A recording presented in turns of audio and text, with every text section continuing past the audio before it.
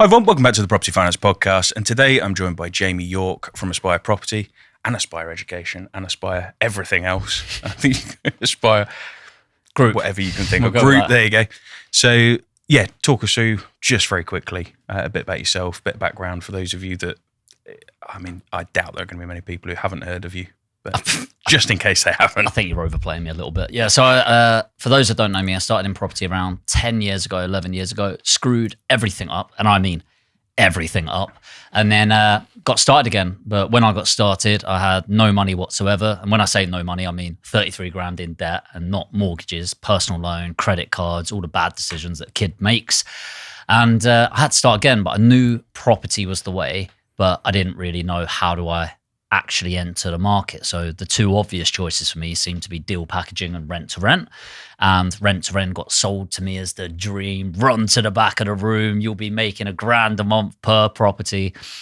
They forgot to mention the level of compliance in HMOs, the fact that after all your costs, you're making about £2.50 a month. And I think, to be fair, I averaged about £400 a month per property, but I hated it. I absolutely hated it.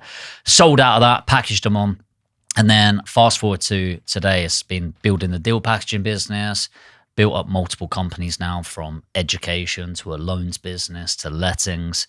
And we do about 8 figures a year now, built a decent sized portfolio, and hopefully just getting bigger and bigger year on year if I can help it. And the deal packaging side, so for those people who maybe haven't come across deal packaging and how to get started in it and everything else, how do you get started in something like that? Because it's not just as simple as walking into an estate agent and being the first person in there. Ideally, you don't deal with estate agents. Yeah. And I think, so in the industry, my humble opinion is it's taught entirely incorrectly, which they go, find a great deal and the money will come. And I hate that. Yeah. I hate that because, yes, there are finance routes, and I'm talking to you here. So there's always, the answer is always yes. It's how do we figure it out, right? Yeah. But there has to be some semblance of criteria that comes from a deal. And then if you don't have criteria, then what makes it a deal in the first place? And that's what always baffles me with people with no money looking to raise finance against something. But you need to get criteria from somebody. And if that's not your financer, your joint venture partner, your person that's loaning you money, then you don't have criteria. So people go to estate agents and they put in all these ridiculous offers, hoping that one actually gets accepted. Then it does, and they go, great, I just need your proof of funds. Oh, fuck. And then you see it all over Facebook, post, all of that. So that's when you're trying to sell a product. Whereas what I try to do is sell the service. Yeah. So instead of focusing on the property investors that have just come fresh off a course, run into the back of the room type thing, I focus on accountants, doctors, dentists, lawyers, brokers, all of that. They're white-collar professionals typically, some blue-collar professionals as well, but mostly white-collar professionals that understand safe as houses, bricks and mortar, but they're busy making their money, and what they need is somebody to build their portfolio for them. So the service side comes from, we agree criteria up front, they use our mortgage broker, our solicitor, our refurb team, our lettings team, and then we scale it there. So starting out, the big thing is about, if you've not heard of deal packaging, you're a glorified estate agent. It's the easy way to think about it. You just don't represent the person selling the property. You represent the person buying, the investor. Yeah. So you work for the investor. You're kind of like a personal shopper. You get your compliance in place to make sure everything's ticked, I's, T's, everything like that. And then you get to work marketing and you attract people that want to multiply their money. And so in the most simple terms, go to places where people have already made their money. This is not multi-millionaires. These are people with 100 grand, 150 grand in the bank. Like I said, accountants, basically go to your local BNI. That is your people. They are business owners that are looking to focus on growing their business. That doesn't mean they know what to do with the money. And that's kind of where you start, is taking a genuine interest in what people with money at that level are looking to achieve from their investments. You do a risk profile on them. Most of them are very low risk. So most of them, it will be boring vanilla buy-to-let properties, maybe the odd HMO, but in general buy-to-lets. And then you get to work for them. That's it. Happy days. 10 years ago, everything went wrong. Yeah. What went wrong, if you don't mind delving into it a bit more? Because I think that'd be helpful for... Well, I think so.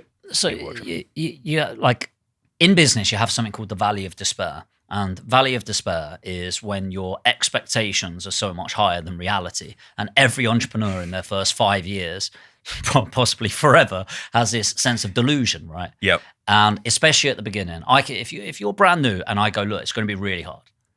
It's going to be really hard. You're probably going to fail. You're going to have sleepless nights. You're just like, yeah, let's do it. I love sleepless nights. Sleep's for the fucking dead. Yeah. And it's like, right, okay, brilliant. And then so what happens is you've got this delusional sense of naivety. And so my naivety came from my family upbringing is very blue collar, half on benefits, half use their hands, right? Yeah. So I was like, I've already got a leg up there. Nice to use my hands. I don't at all, but in theory. And then the other sense of delusion comes from Homes Under the Hammer. And I used to be obsessed with it. I loved it. Really was like, I'm going to be on there one day. I'm going to be the presenter one day. And still got that in my head. I'll be the presenter one day. But it was Martin and Lucy back then. I think it still is, but maybe. Yeah, and then, what's his name? The footballer whose name escapes me.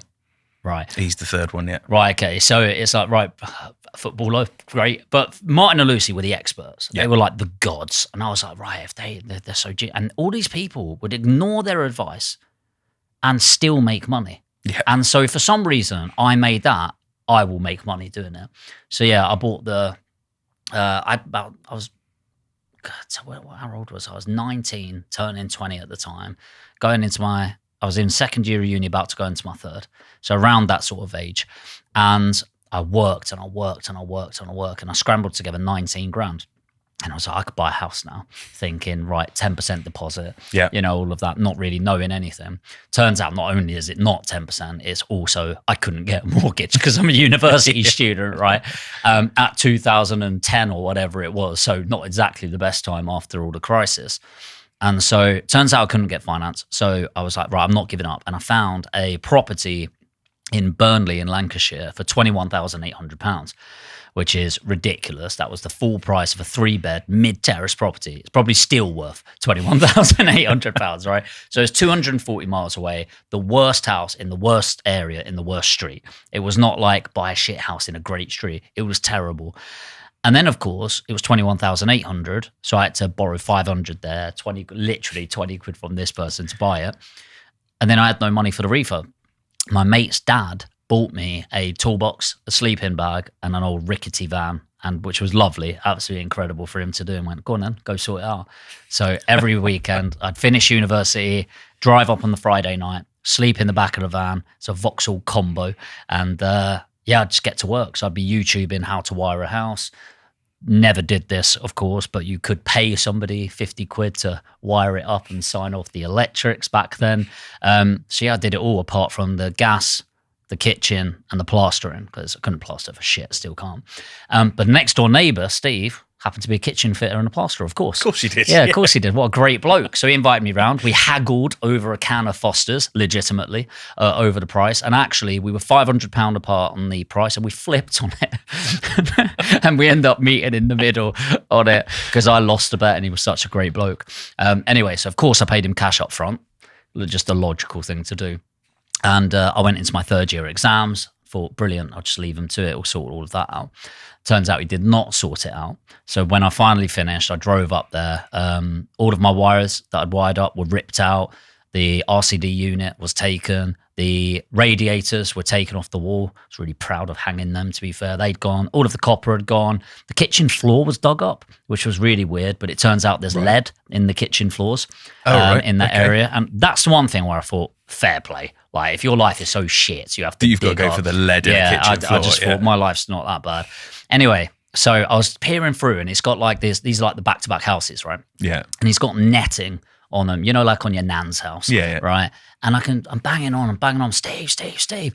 And I look up and I can see the netting moving. I'm like, you fucker, I can see him. His car's outside, all of that. And I put my head on the window, and I swear to God this is true, I see my kitchen installed in his house. And he'd done a fucking good job, to be fair to him. So yes, Steve wasn't the most upfront individuals. And but the thing is, I didn't feel anything. I felt really pissed off suddenly. And then I was like, whatever. And I don't know if it was just feeling numb or down or whatever it was, but I drove to the estate agent that I got it from, gave them the keys and just went, sell it. And I never went back there. I've never been back there. So yeah, by the end of it, it cost me 10 months and I was down maybe like $3,500. And it really fucked with me. It really fucked with me. So like, I don't know if you've ever had this or you can relate to this, but like if you've ever had somebody do something to you, but it makes you doubt yourself. Oh, absolutely. So I was just like, I'm useless. I'm too young. Yeah. People will take advantage of me. I'm not smart enough. All of these things. Yeah. So I then All of didn't the go above, into yeah. property for 2 years. Did nothing. I went into recruitment, claimed benefits for a few months. Like really, like just did whatever I could do to bury my head in the sand. Yeah. Lived in a room. And then, yeah, a couple of years later, Dan was just like, do you know what, let's give this another go, my business partner. And then that's when we really sort of recalibrated ourselves, got my head straight, went on a mindset course at the start, because property courses didn't really have the mindset stuff, and then got started. So yeah, when I say it was a fuck up, it was a bad start. So it wasn't even a financial one, really. It was more the mental anguish. Do you know that the financial part would have been fine? Yeah. Because money comes and goes, and even then I knew that. And But growing up, 2 years yeah, it fucked was me. a killer. Yeah, it just really made me doubt myself. To be fair, like I felt really worthless. Yeah. And it's a funny story, and I enjoy telling it now because it is fucking funny. Like there's so much that is obviously wrong, but in that state, it's like I knew I wanted to get in property, and to get that 19 grand. Part of it was, I think about 8 grand was from my inheritance from my dad. My dad died when I was 13. Yeah. And then the 11 grand was like grafting for like 2 years on, I worked in Subway, B&Q and a place called Watts Farm, which was like, I worked in a fridge basically packing all of the stuff for posh restaurants in London. Yeah, so you've worked bloody hard for a big portion of it. And part of it has such a sentimental value that it's beyond repair to a certain degree. So obviously Dan comes out the back end. Did you know each other before? So you were uni, I'm guessing. Yeah, we didn't go to the same uni. We went to the same school. So since year 7, so what's that? So 11, 12? Yeah. Yeah, we were in different forms at school, very different groups. We went to a grammar school, so everyone's pretty intelligent. Yeah. But Dan was like very intelligent even for at that school. So he was in the smart group, if you like. I was not. I was in the not so smart group, more like just messing around really. And then I think it was year 8, we ended up getting on the same bus because I went and lived with my dad for a little bit. So there's the school. Nobody can see what I'm doing, obviously, on the podcast. So I lived in Dartford. They'll have to tune into YouTube just to see this bit. Yeah, there we go. You'll have to go to YouTube to watch this pivotal moment of the story. And then he lived in Bexley Heath. And so he got the 492 and I walked home normally. But I went to live with my dad for about a year. And in that year, I got the same bus as him. And just one day to the next, end up sat next to him on this one trip. And at the end, I was like, what a fucking geek. And like genuinely, I was like, what a fucking geek. He is brilliant. I love him. What a smart guy. And I really, really enjoyed the conversation with him. And then the next day I saw him eating at the canteen and I was just like, do you mind if I sit here? And that was it. We just started the hustles together. We went through like creating all weird businesses at school. We sold love rocks, moon dust, like everything. Right, little hustlers, donuts, everything. And then he took a gap year when I went to university. So then out of university, I got the business started, and then he joined me after. Yeah.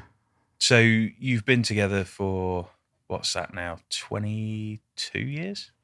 I make it sound like a relationship. But I know. We've been lovers and partner. No, we've been best mates for about 20 years. Yeah, damn, that's too long.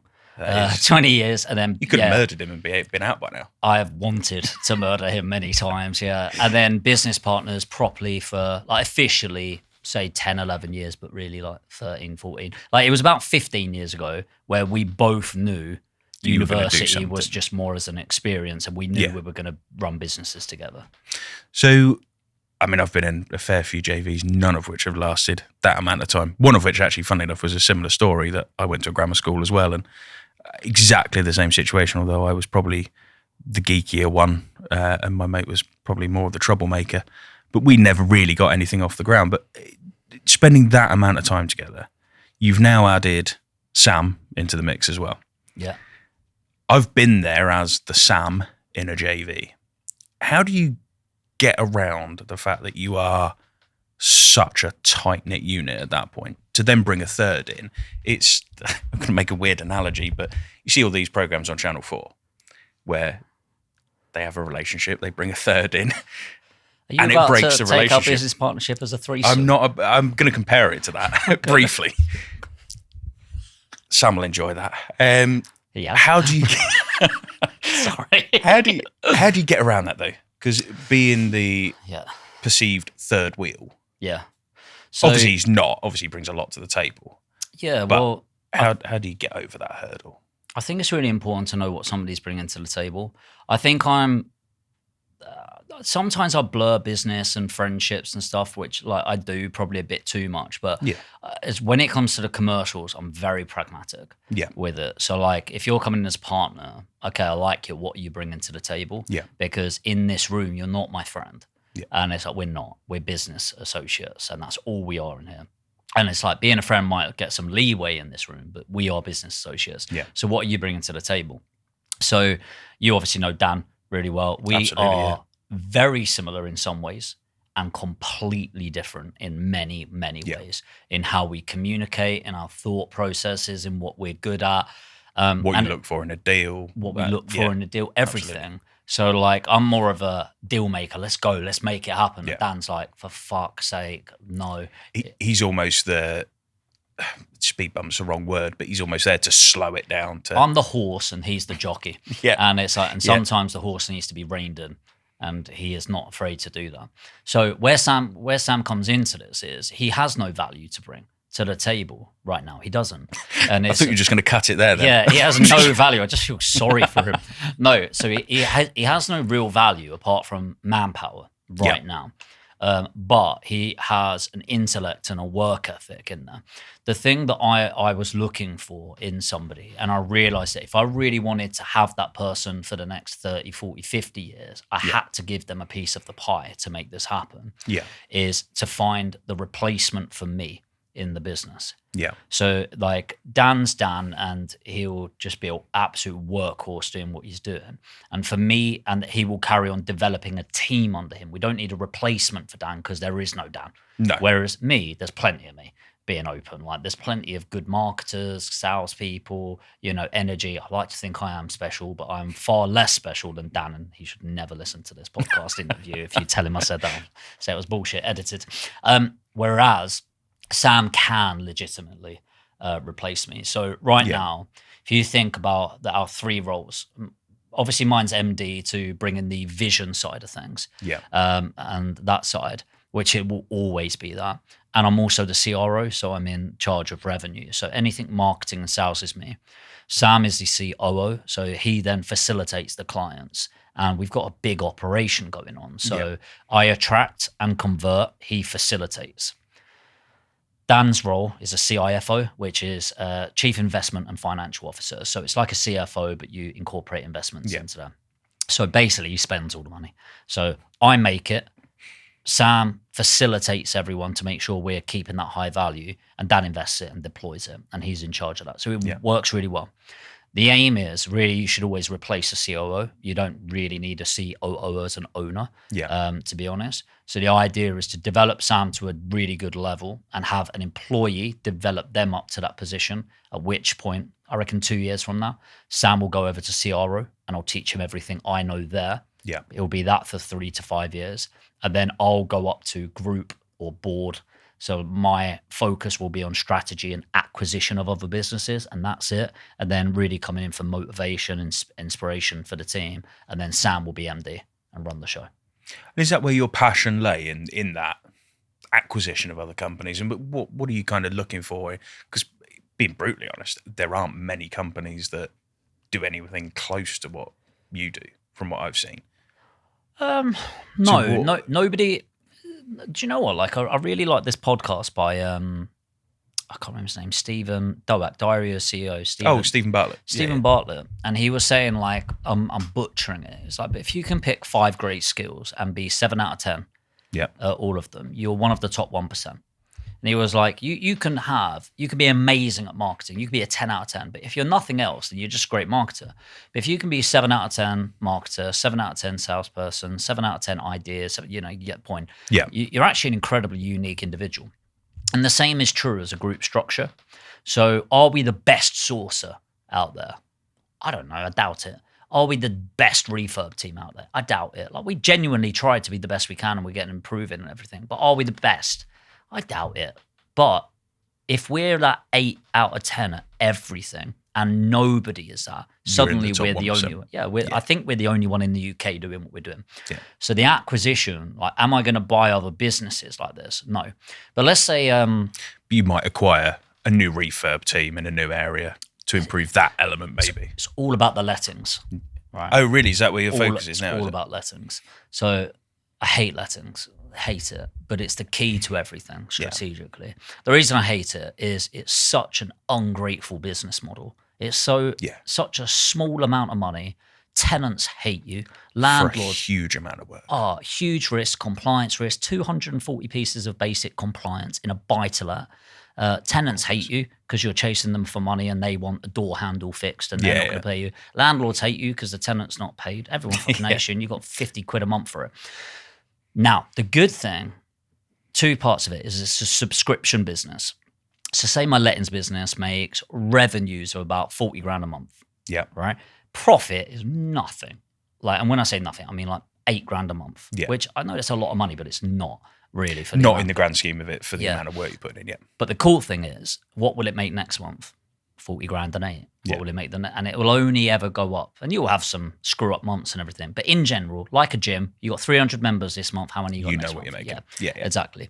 The second thing that really makes it powerful from my point of view is, let's say I want to open up in Liverpool, and just round the corner from here, there's a letting agency on the corner. Can't remember what they're called, but there's a letting and property management company, literally. Oh, I know what you mean. Yeah, around the corner. So say I buy them. Right, that might cost me 2.5 million. Right, so let's say I bought them for 2.5 million. But what do they come with?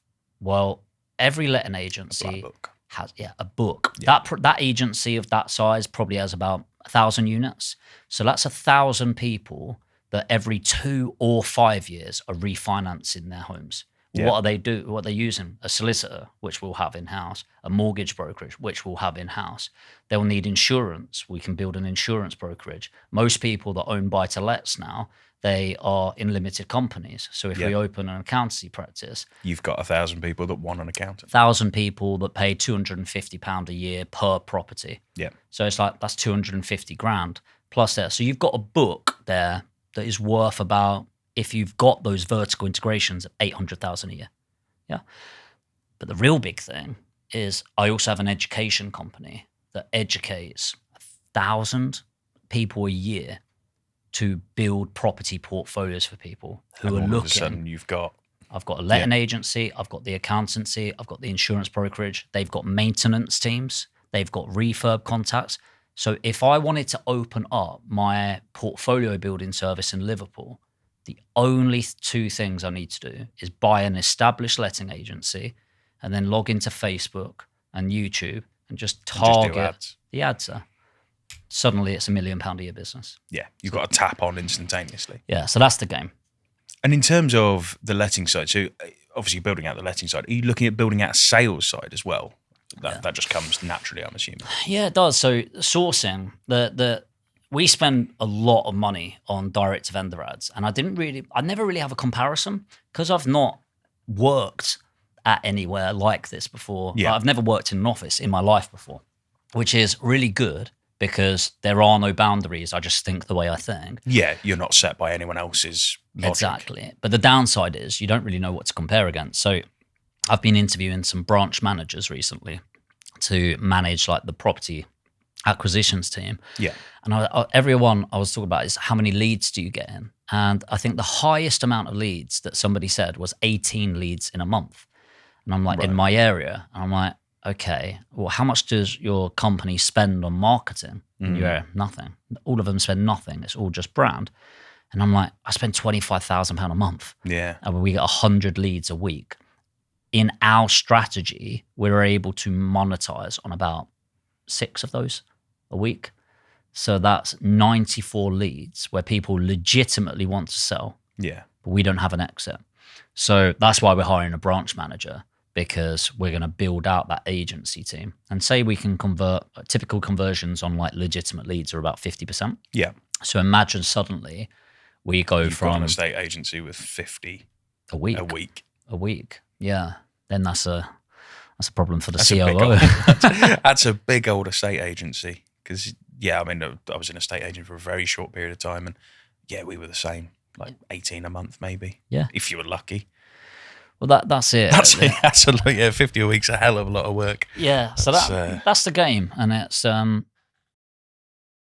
a big operative I can imagine. thing. It's a big moving beast. But then once you solve it, it's just copy and paste. Yeah. At least in theory. So a couple of bits I want to touch on then. So the first one is AI. Because everyone talks about AI. And this is meant to be a property finance podcast. And we've not spoken about finance yet. But this actually has been a hell of a lot more interesting than finance to a certain degree. So just talk to us about AI. Because I'm going to stop blowing smoke up your ass at some point during this podcast. But you are quite well known for being ahead of the curve. Yeah, I'd like to think so.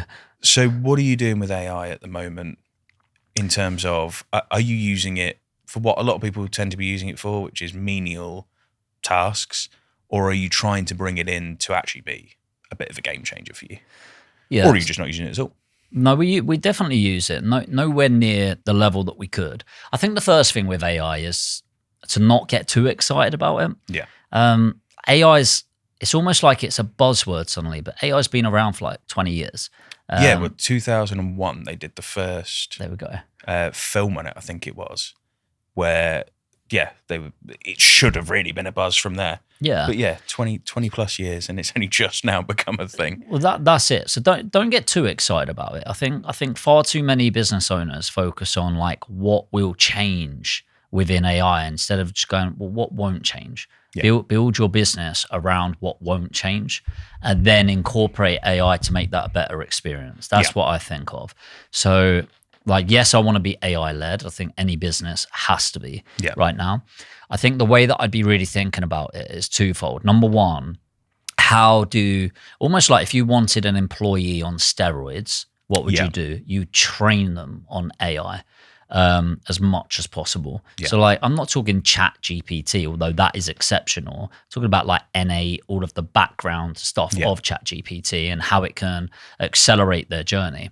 So number one is improving the team that are there in that. And number two is how do you outreach customers that you haven't been until now? And so for example, outreach.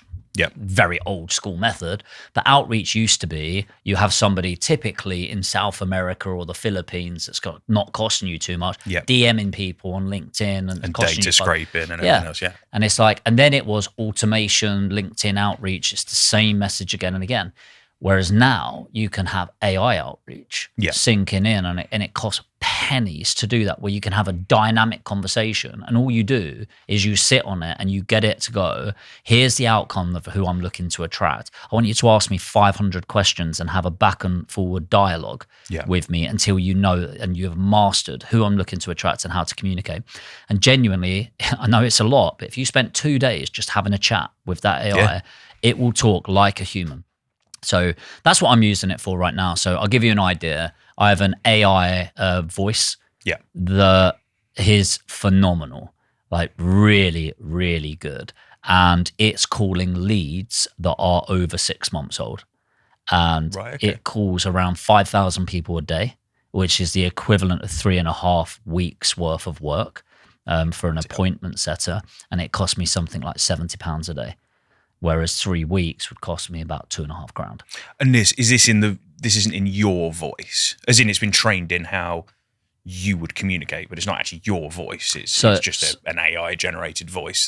So interestingly, so at the moment, what I've got is a local Yorkshire voice calling vendors. So it is a very good Yorkshire voice. But right now, what I'm doing is incorporating my voice into it. So it will say, hey, Mike, it's Jamie's AI here. Just want to get that meal that we spoke about booked in. Yeah. And it's like, Oh, so it's actually identifying itself as AI straight away. Yeah, you don't have to, but I do. Breaks the ice, doesn't it? Yeah, it's like, otherwise people start freaking out. Yeah, so I think the guy AI is called Tony. So it's like, hey, I'm Tony AI. And you will listen to it and go, sorry, did this say it's AI? And it sounds really believable. And people will go, sorry, did you say you're AI? Yeah, I'm AI. I'm Jamie's assistant. My sole purpose is just to have a 5-minute chat with you to work out if we can even help you. And if we can, patch you through to somebody to actually talk to. But otherwise, I'd just like to understand a bit more about you, if that's cool. You got 2 minutes? And of those 5,000 that it's ringing, I'm delving into this because it's just made me realise how far behind I am on AI. I thought I was doing all right on AI until you said that. So the 5,000 that it's ringing a day, how many do you reckon it's converting? So I'll give you a really cool piece of data. So this is the first big data point that I wanted, and I picked them over 300 days old. Yeah. Because we looked at our data, and nobody gets a call after 300 days. Right. Because think about it, you're a salesperson. Really, are you going to want to pick up the phone? They are the coldest of leads. So we got its call, 5,000 leads that had been on some sort of engagement. So it could have been they watched a video or a webinar or something like that, but they didn't buy anything. It called out 5,000 of those leads, and we got 68 people booking in a sales call from it. And this is for everything from your education courses to your deal packaging to whatever. Yeah. Jesus. Now the thing is, imagine this, so if we give a use case on this, which we haven't done, but this would be easy enough. Let's say we've got a documentation of every tenant that's ever registered interest in a property. Yeah. Let's say a property comes live within a mile radius of, let's say 10-minute drive of that tenant forever. And as soon as we click the button that it goes live, it automatically calls everyone. And it can call 1,000 people at the same time. Yeah, it's not limited to one phone call at a time. Exactly. Yeah. And it calls them and just say, hey, it's Aspire AI here. Just giving you a call to check if you're still looking for a property to rent out right now. We've got an amazing property that's literally gone live. Are you still looking? Yeah, I am. Great. Have a look at your text. I've just texted through the link. Open it up whilst we're on the call. What do you think of it? That is what an AI can do. Hey, do you mind if I just ask you a couple of questions? Ask them 3 qualifying questions to make sure they're good. I tell you what, let me patch you through with Lauren from the office. She's actually about to set up some appointments lists. Let's get you in tomorrow. Boom, patch them through. That's the power of it. And so imagine you've got a landlord where the average in the location from listed to rented out is 4 weeks, but now you can do that in 3 days. And it's that makes everyone more money, including us, and it takes off a task a lot faster. You times that by 1,000 units, it's massive, massive. There you go, food for thought. Right, I'm gonna have to. Do you want to talk finance? We probably should, yeah, because you've made me realise how far I am behind on AI. So I've got to up my game on that. So we'll talk about finance because at least I can hold my own on that one. So talk to us about you mentioned the lending side of the business. Now you have a very unique proposal, and funny enough, the episode that goes out before this one is me slating property educators who do the one thing that I hate, which is that they take money from their mentees in terms of investment. So they'll go to their mentees and they'll borrow money. You have got a unique proposition in that you actually do it the other way.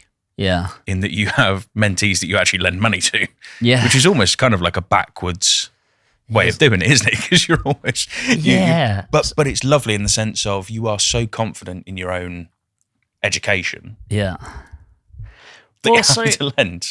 So when we started the education business, we were millionaires already, and I remember getting invited on stage, and I was like, this was years ago. I was like, this isn't me. I don't know this, but really nervous.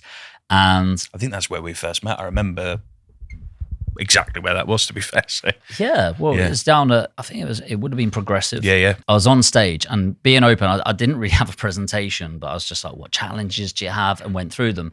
I really enjoyed it. And I was like, do you know what? And it's nothing against Progressive here. I love Progressive, still really like Rob and Mark. But I started looking into a lot of the educators, and most of them are now gone, the ones that I saw. Some of them are still there. And I was like, they're talking a lot of shit. Yeah. Like they are. And a lot of the big educators right now talk a lot of shit and sell this bullshit dream, quit your job in 30 days. And it's like, what if we just bought real education and we didn't focus on making profit? Yeah. And it was like, well, that sounds like a brilliant idea, Jane. I was like, no, hear me out. And I was like, we never touch the profits. We still make profit, but we never touch it. Yeah. So, all right. So we did. We started it 5 years ago. And my first ever post promoting it was, you will regret signing up to this course. This was something, what it's like. You regret signing up to this course. You'll ask for a refund and I'll say no.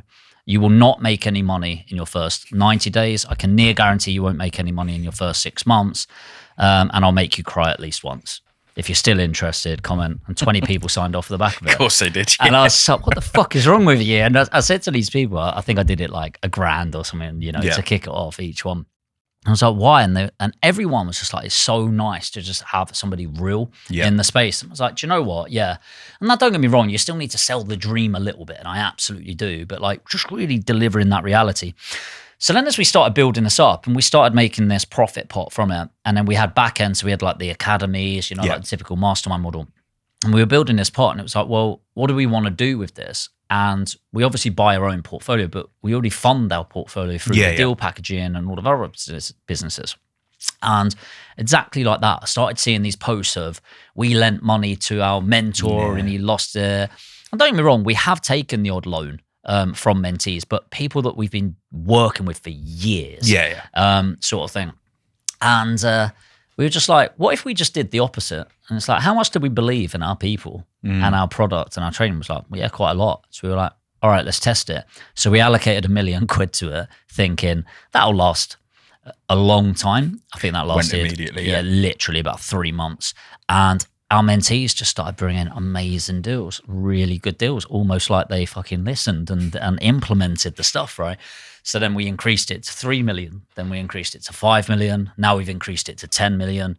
And we're going to have to look at other funding lines, all of this. And yeah, it's really good. So we just do that on a joint venture basis and we make money from it, but we keep the money in the pot and we just go back in. So yeah, it was just a really cool thing. So then when somebody goes, like the typical line, people only make their money from selling courses. It's like, you cannot believe how untrue that is in this situation. Well, funny enough, that formed a huge part of the rant on the previous episode because it was talking about people who, the issue I have is that 70-20-10 rule of what it seems to be with a lot of property educators is that they've shifted from the 70% being the doing to the 70% being the educating. Yeah. And then the 10% being the doing. But what's really worrying is that actually even more educators now, none of that is made up by actually doing.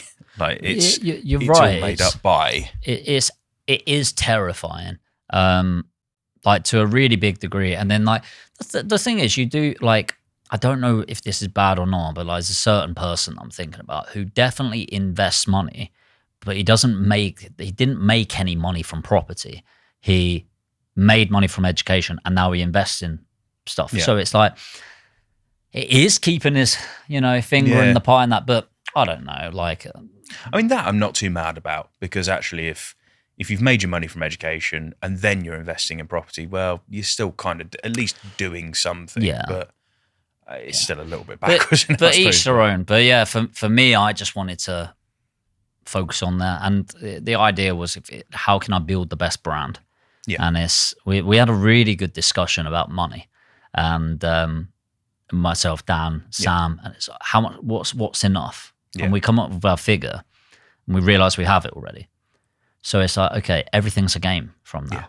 And if we make money, great. If we lose money, not almost so great. Almost becomes a game of Monopoly then, doesn't it, to a certain degree? Honestly, like say, I don't know what your game was when you were a kid, Call of Duty, FIFA, whatever. Yeah. It's like when you lost, you didn't go, well, that's that. I'm giving up now. You're like, oh man, get on the same level again. And again, like Call of Duty Zombies, I cannot believe how much of my life went into that. It's time absolutely well invested. But it's like you just turn up and play the next level. Yeah. And then eventually you get to a level where you physically cannot get past it. Mine was level 44, by the way, if anyone wants to compete. And it's like, right. And then you go again and again.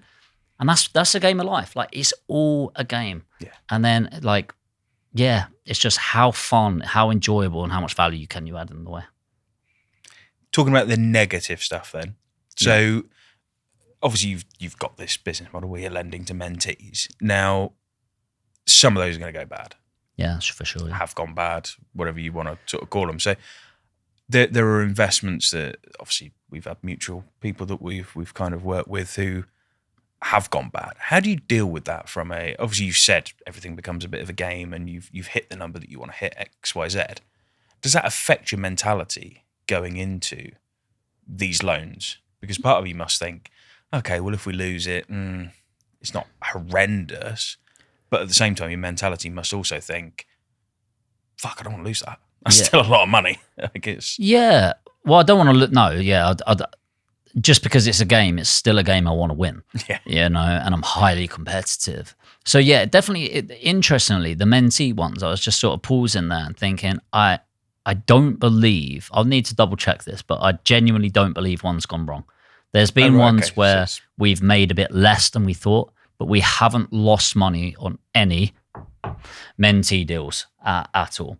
In fact, all of them that we have lost have been outside line. Yeah. So we're kind of reluctant to do them outside of mentees now. Which I'm not surprised about, yeah. No, and like, don't get me wrong, there's people, there are, I've maybe got a couple of million out to people where it's like they've repeatedly lent from us, you know, they're good, they deliver and all of that. And there are people where it's, if they called me, I'd probably say yes.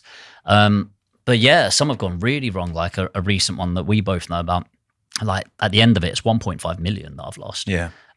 Which is, that's not play money. That's a lot of fucking money. Yeah. That's not a couple of grand. That's a lot of months of salaries. You know, it's a lot of money and it hurts for sure.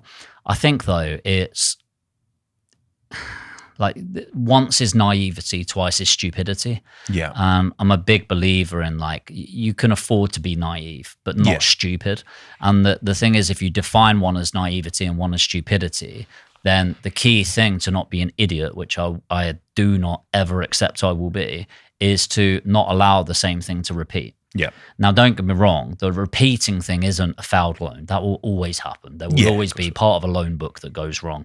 But a 2% failure rate is better than a 9% failure rate. Is better. Of course it is. You know, so the game then is, what were the key mistakes? What checks did we not do on the person? What checks did we not do on their experience? What checks did we not do on the legitimacy of their claims? What checks did we not do on the property, the profit? And then at the top of our thesis of like, we have a playbook now for assessing somebody is Warren Buffett's quote. And it's like, rule number 1, don't lose money. Rule number 2, don't forget rule number 1. And it's like, that is really simple. And it's like the return of the money is far more important than the return on the money. And I think that's where we've went wrong in the past. We just got excited about the potential returns. Yeah. Instead of going, what's the likeness of actually getting our money back? And just being statistical about it. And in terms of what you're looking for from, so let's say I'm Joe Bloggs. I've decided that I want to go and borrow a couple of $100,000 from you. What are you assessing? And this isn't an invitation for people listening to this to bombard your DMs with investment opportunities, but this is people who are listening to this, they're going out looking for investment. So what sort of things as an investor are you looking for, which they can then put into practice to go and find other investors? And I want to make that clear. Please don't bombard Jamie's DMs. Yeah, you'll probably get blanked if your first engagement with me is asking me for money. So I think first of all is what makes somebody an investable individual as a person. And I think it's somebody that represents similar values around integrity, value first. Like, do you have a social profile? That's really big for me. If you don't have a social profile, I'm less likely. And is that because, as far as you're concerned, someone with a social profile, yes, okay, they've got assets in the background, X, Y, Z, but say for me, for example, if I had a loan that went bad, it's not just the assets on the line, it's my reputation, my brand, everything else. So it's a couple of things. So first of all, you've got something to lose. Yeah. And if there's one thing somebody doesn't want to lose, it's face. Oh, gotcha. And especially in England, like our stiff upper lip ego is what drives us. And so that's really important. Like, do you have something that could get ruined by you fucking me? Yeah. And it's like, cool, good.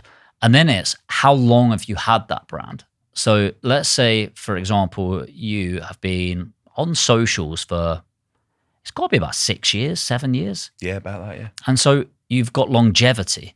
you haven't just turned up and disappeared. Yeah. And that's always something I look for.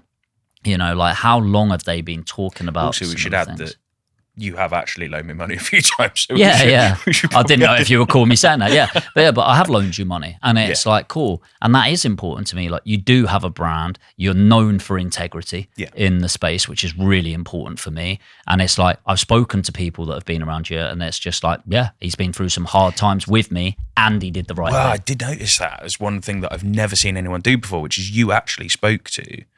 I think one was a JV partner at the time, and there's someone else as well. I think probably one of the mentors from Progressive, I think it was.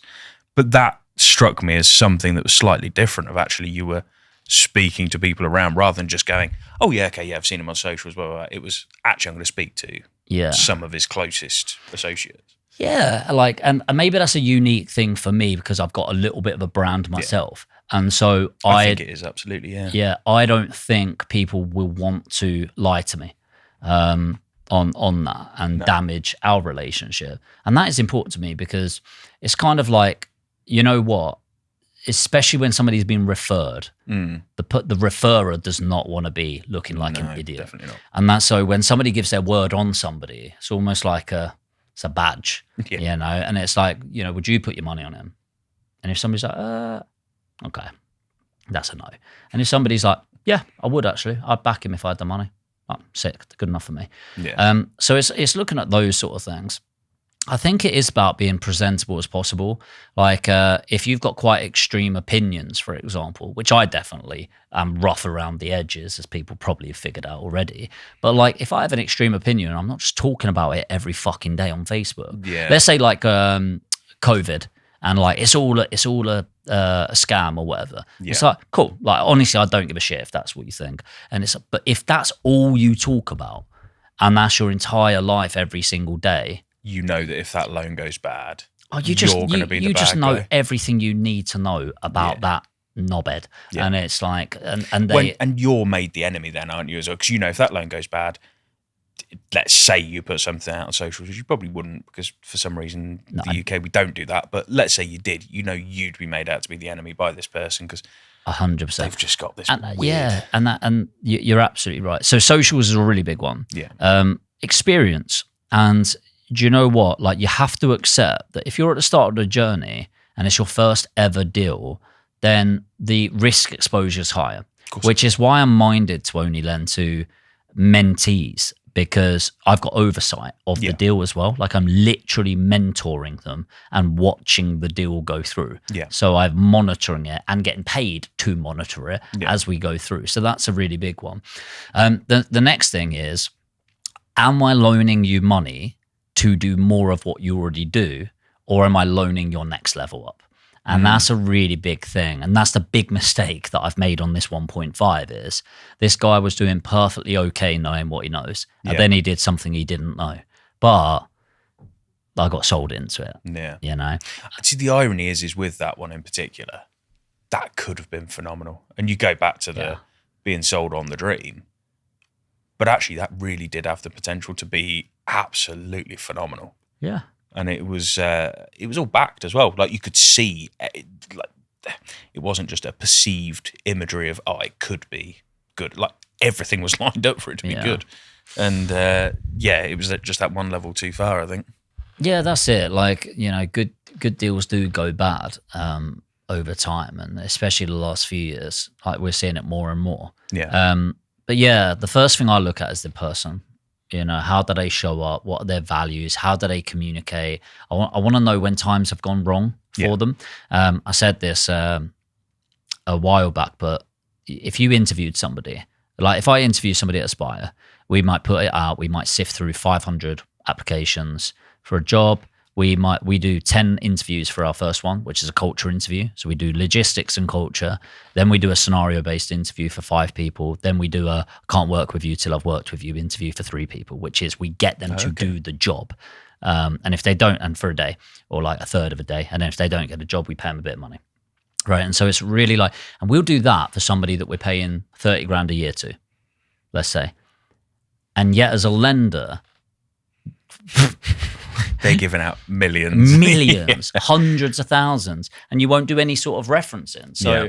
like you're going, oh, I found that really interesting that you basically referenced me. And it's like, yeah. Of course I Like, did. yeah, like that sounds completely logical. I'll tell you what I'm going to do is talk to people that actually have worked with you before. Yeah. And I want to know. And one of the questions I ask everyone is, when did it go wrong? Because I know it went wrong. Because everything goes wrong Yeah, of course at some it does, point. yeah. And how did he react to that? He picked up the phone, he spoke to me, and I'm like, fucking hell, that's a big tick. Because in my experience, most people just bury their head Just in the sand. disappear. Yeah, so I'm just looking for decisions people make and communicate, because I absolutely expect somebody to fuck up something, because they will, because I do all the time. And it's like, okay, it's It's easy. human nature, isn't it? Yeah. When everything's going well, everyone communicates amazingly well. Yeah. When it goes wrong, what are people doing then? So interestingly then, so let's talk about kind of when things go wrong just a little bit more, and then we'll finish up. So of the ones that have gone wrong and the ones that have buried their heads in the sand, and I've done no end of episodes about this, about why you shouldn't bury your head in the sand, actually more from a lender's perspective, like a traditional bank lender's Yeah, perspective. you leave them no choice.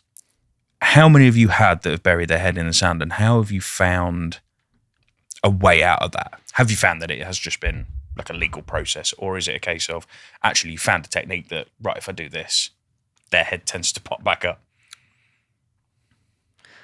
So how many have gone wrong? Maybe 5. How many people buried their head in the sand? 5. Yeah. Or say 4.5. One person, honestly, just through and through was not a great communicator.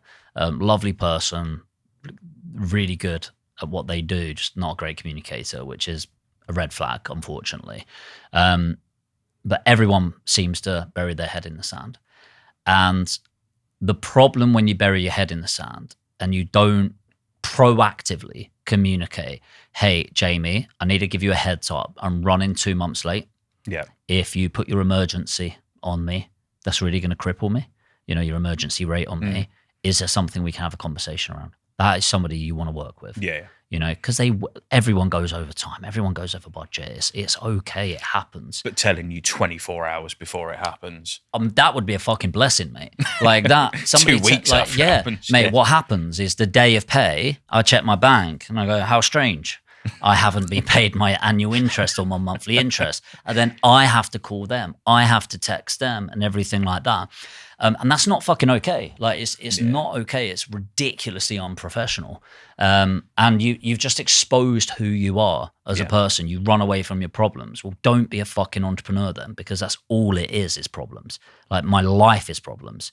That's literally what owning a business is. You're dealing with challenges that other people can't deal with, right? And so, yeah, it's not okay. So mostly I proactively communicate. The other issue then is when you go down the legal route and you put your stat deck in, for example, or stat demand, sorry, on there, that's when they respond. And the problem then is what they're showing you as a lender is the only time I will take you seriously as a lender is when you threaten to take me bankrupt officially. And it's just like, that's horrible as a lender, because it's like, that is the last thing I actually want to do. Yeah. It's like put your house, your kids, on the line, whatever it is. It's like the last thing. And for me, the fucking fees and everything when you go down. Oh God, yeah, because it's it all like, racks up in your columns, mate. doesn't it? Yeah. And it's like it's the last thing a lender wants to. That is not what any lender wants to. But when you create a scenario like that, that's really bad. So the way that I've managed to get ahead of that is I've accepted that most people are going to bury their head in the sand. So what I now like to do is set up some automated stuff. So 3 months out, 2 months out, 1 month out. And then what I do is 4 weeks before, it alerts me now. I just like sending a voice note. Say, hey, Michael, just to let you know, I haven't heard from you. The loan's coming up in 4 weeks. Listen, in my experience, when somebody's not communicating, it's either because they're so busy cracking on with the project, they've not managed to get hold of me. Yeah. Or something's gone wrong and they've buried their head in the sand. And I just want you to know that if it is the latter, shit happens, mate. Like, I'm here to work with you, not against you. But what's really important for me is understanding what's happening with my money. Because if I'm expecting it to come back in 4 weeks, I've already allocated it for 5 weeks. Of course you have, yeah. And that could cause me some stress. So just let me know, mate. If you could just communicate with me, send me a voice note back. We could set up a call, whatever it is. And if you are finding it challenging, let's just have a chat and sort it out together. I want you to win. and I want me to win, but let's do it together. And I'd probably say 70% of the time that gets a positive outcome of somebody, because it just makes it less threatening. Well, it just, what do they call it? Just disarms straight away, doesn't it? Yeah, but It takes all the heat out of the moment. you can imagine the stress. Like, say you're a developer, say you've got a couple of million open to you, and it's about to become 2.2, and you're not going to have it for another 4-5 months. You'll start building all these stories up in your head. Oh my God, they're going to put the emergency rate on. That's going to happen here. If it doesn't sell then, and if that falls out, and oh my God, that happens, they'll end up making me bankrupt. And oh my God. And so just pick up the phone. The whole world just tumbling around. Yeah. It's just pick up the phone and just go, hey, I'm really worried about the future right now. I just want to talk to you about my current situation, and just number one, make you aware. And number two, just talk about if there's an outcome that we can get together. Yeah. I'm telling you, every lender would love that phone call. And the thing for you as well is, because you're in the education space, it's not just about a phone call of this is a situation. It's actually, you're probably one of the best people to go to and go, actually, we've got some advice of how to get out of this situation. Have you got someone who can come and help me out, or a refurb team or a solicitor or whatever?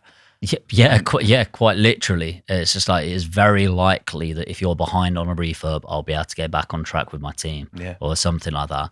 But people don't think like that, unfortunately. They take all the burden on theirs. Yeah. And when people are under pressure and under the gun, they become the worst version of themselves 99% of the time. Not ideal, is it?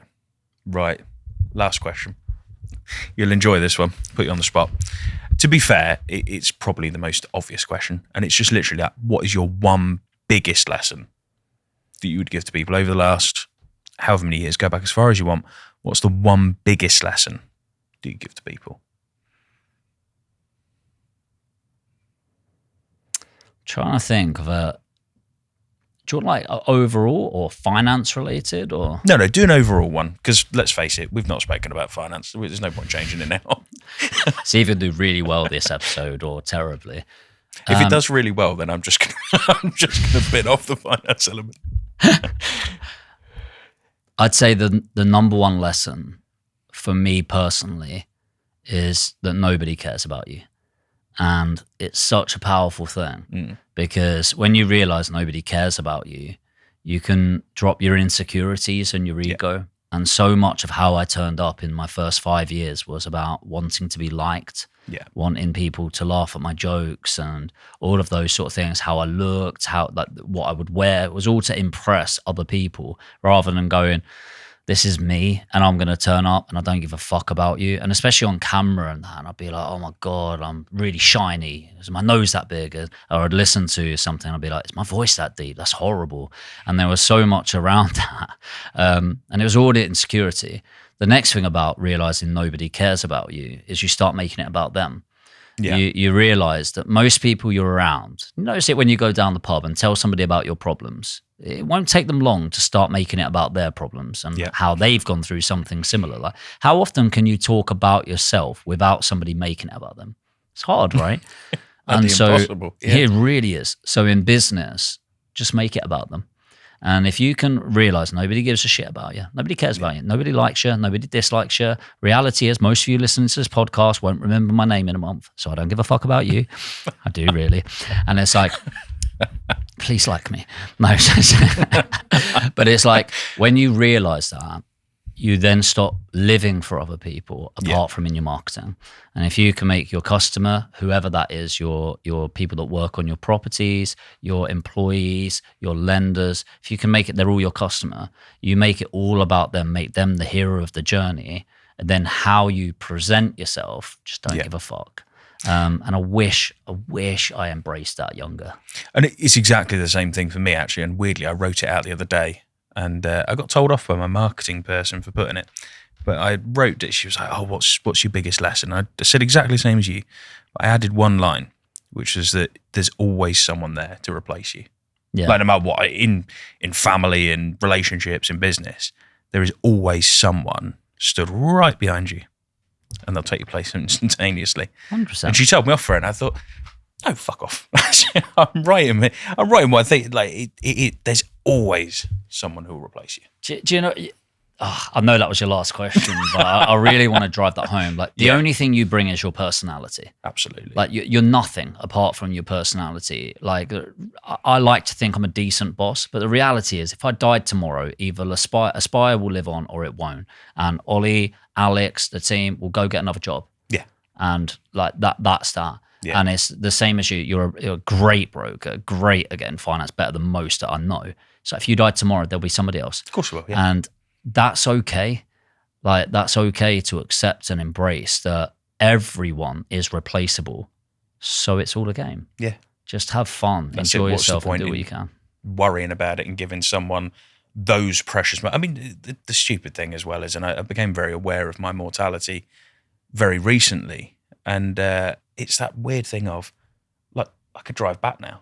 That could be it. Game over. You don't know, and it fucks with your brain, and you think about it, and you go, "Why am I worried? What anyone thinks? Why am I worried about any of that?" What's your great granddad's name? No, not even close. Great granddad? Not even close. Granddad? Just about, yeah. Okay, so your direct bloodline, you know, 2 generations. If that. Nobody cares about you. I know. Right? You're nobody. And the mental thing is my great-grandmother, rather, passed away when I was 4 or 5 years old. Everyone's always like, oh, yeah, she held you before she passed. Yeah. I don't know. Don't know anything about her. Couldn't tell you. When's the last time you thought of the Queen? Yeah. And it's like arguably the single most famous, powerful, and most liked woman in 100 years. Yeah.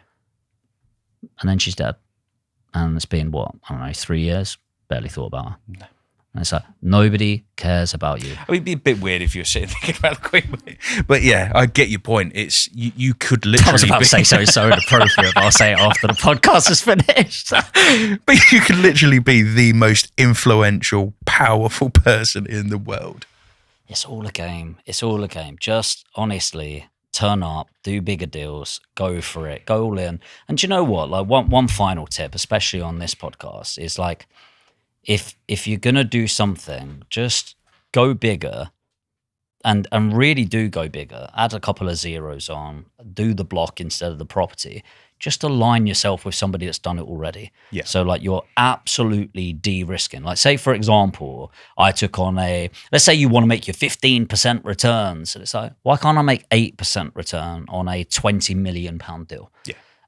So think a lot bigger, play the game to a bigger level and play all out. Because I'm telling you, you're not going to be on your deathbed going, I wish I played smaller in this world. Not. So yeah, we'll go off there because I reckon we'll go on a massive rant. We can now, that's it. That'll be a whole new one.